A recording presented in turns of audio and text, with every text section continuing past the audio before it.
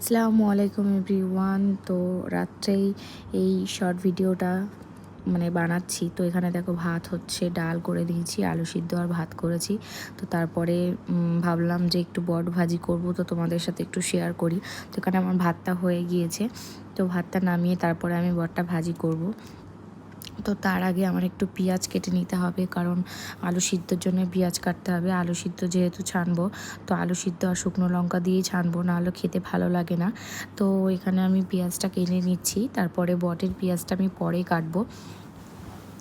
তো বটটা ভাজার জন্যে আমাদের বাড়িতে একটু ভাজাই বেশি খেতে পছন্দ করে সবাই রান্নার থেকে।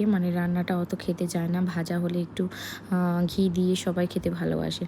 তো এখানে আমি ভেজে নিচ্ছি, লবণ দিয়েছি, সব রকম মশলা, আদা রসুন, ঝাল বাটা, তারপরে হচ্ছে গুঁড়ো লঙ্কা, তারপরে জিরে মরিচ, যাবতীয় মশলা সব কিছু দিয়ে বটটাকে আমি ভেজে নেবো সুন্দর করে। একটু ভাজা ভাজা হলে তবে ভালো লাগে খেতে, আর একটু আদা রসুন না দিলে বেশ ভালো লাগে না।